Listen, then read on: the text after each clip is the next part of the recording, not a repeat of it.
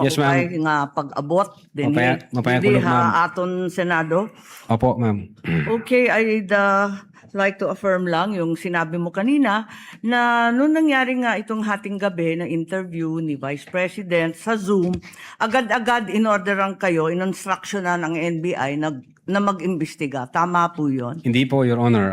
Sabado po yon, lunchtime, mayroon kaming meeting ako with the then Director Santiago. I think between 12 noon and 1 p.m. And then mayroong instruction na nanggaling kay Delta Santiago na, Jeremy, may kumakalat sa social media, may mga utterances na ginawa ang Vice Presidente. Imbestigahan natin. Since may cyber aspect ito, imbestigahan nyo na.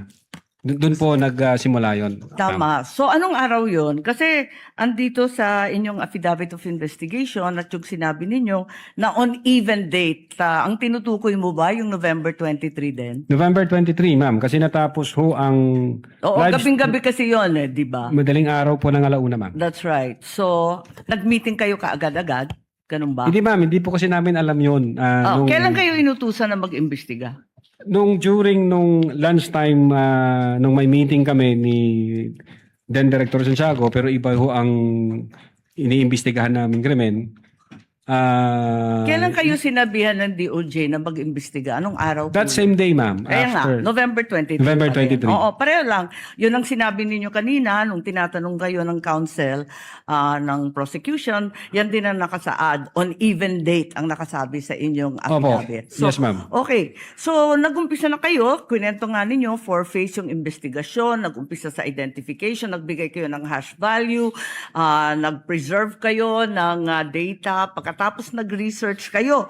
Subsequently, sinabi mo na meron kayong open source intelligence search at natuklasan ninyo na meron palang October 18 video na press con na naman ni OVP na nasa Facebook at may mga sinasabi na naman na puputulin yung ulo. Tama ba yon yung October 18 ang nakita ninyo? That's the continuation in the analysis phase, Your Honor. Oo. Yes, Your Honor. Kasi nag-research na kayo, no? Bilang fourth phase nga ng inyong investigasyon. Tama po ba? Hindi po, Your Honor. Yun yung third phase ho, yung analysis and attribution. Sa analysis pa at attribution. So third phase. Pero bandang huli na. Ang pinagtatakahan ko, kung inutusan kayo ng November 23 na magkaroon ng investigasyon, bakit napakaaga? November 6, 2024, a subpoena was issued to ABS-CBN requiring them to submit an authenticated copy of the video pertaining to the 18 October press con. Nandito to sa affidavit ninyo, nasa page 8, number 14. Kung inutusan kayo noong November 23, ang ibig ba sabihin, November 6 pa lang, minamanmanan na si Vice President? Iniimbestigahan na siya bago pa yung Zoom conference sa Kongreso? No, Your Honor. I believe that's a typo yung date. Kasi that's a typo, Your Honor, yung date. Kasi makikita doon yung date noong appearance ng taga-ABS-CBN, which is consistent ho siya doon sa ibang inisyuan ng Kailan ba yung subpoena. appearance? Kasi hindi ko nasusundan yung timeline ninyo eh. Parang yung November 23 yung utos, pero November 6 pa lamang, may subpoena na. Ba't nagkaganon? Typo ho yan, Your Honor. Hindi ho yan November 6. Typo na naman katulad ng Department of Justice. No, Your Honor. If I may refer to my notes, Your Honor. Oo, pakita mo na lang sa akin kasi nahanap ko hindi ko masundan eh. You may do so, This is Counsel. page 6, number 14 po.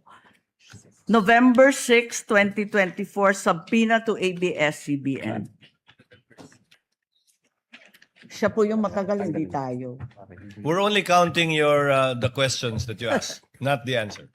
Kasi yung mga sumunod na meeting, doon sa page 13, sa number 30, at sa mga sumunod, yung mga tinutukoy doon, yung mga media na nandun sa Zoom conference. Hindi naman siya yung ABS na humawak ng camera noong October 18. Iba naman yung mga tinutukoy doon eh.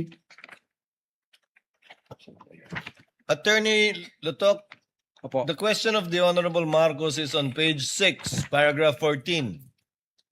You said you sent us a subpoena on November 6, 2024. Unfortunately, because the annexes are not part of the document marked, it's not here. So the question is quite clear. If it's a mistake, then what is the correct date of the subpoena? If